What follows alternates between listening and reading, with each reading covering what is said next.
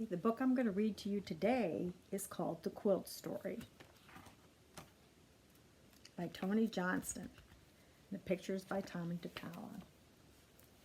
A little girl's mother made the quilt to keep her warm when the snow came down long ago. She stitched the quilt by a yellow flame, humming all the time. She stitched the tails of falling stars. She stitched the name Abigail.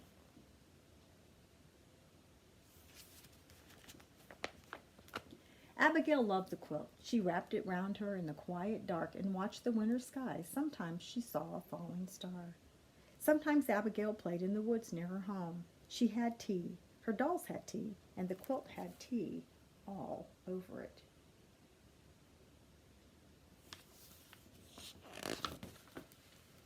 Sometimes she pretended the quilt was a gown. She wore it to town on her horse. Clop, clop, clop, and it tore. So her mother stitched it up once more.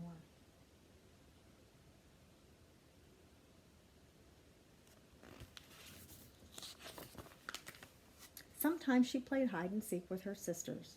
She laughed and cried, "Don't peek," and hid under the quilt, and everyone found her. Sometimes Abigail was sick. She sneezed and sneezed. Then she slept under the quilt. She felt better.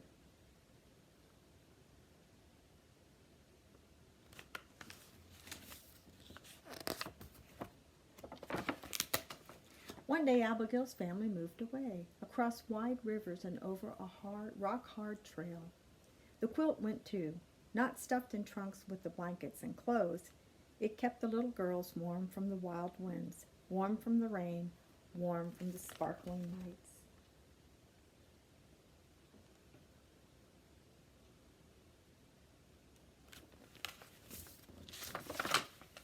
They built a new house in the woods. Abigail's father built it with his hatchet. Chop, chop, chop. He built her a new bed. Chip, chip, chip. He made her a new horse, too.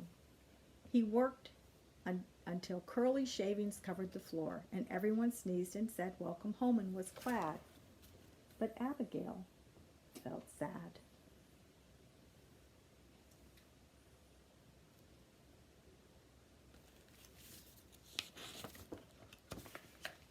New house, new horse, new bed. Everything smelled of fresh chops and chips.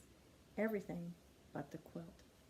So her mother rocked her as mothers do, then tucked her in, and Abigail felt at home again under the quilt.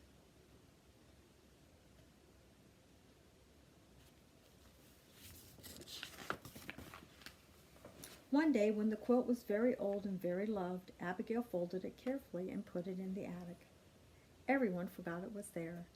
A gray mouse came and loved the quilt. Her babies were born on top of it. They grew fat and gray in the warm stuffing. When they got hungry, they ate a falling star.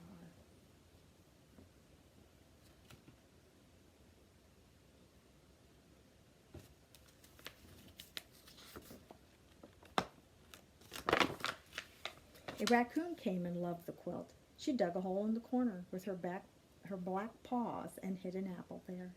A cat came and loved the quilt. A patchwork cat. It rolled on the stars, and stuffing spilled out like snow. Then the cat curled up in the snow and purred.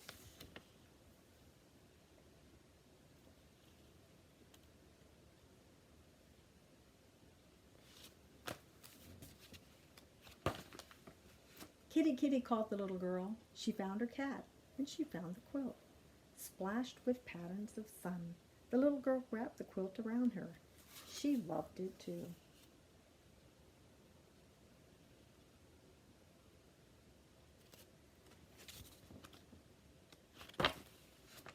"Can you make it like new?" she asked her mother. So her mother patched the holes, put fresh stuffing in. She stitched long tails on the stars to swoosh across the quilt again.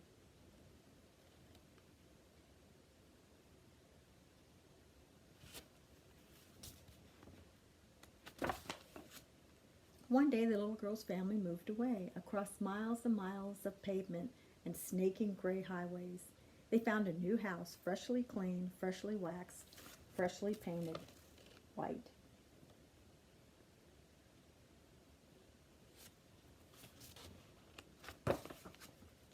They unpacked and unpacked, all night, and everyone sneezed on cardboard dust and said welcome home and was glad. But the little girl felt sad. Everything smelled of white paint and boxes. Everything but the quilt.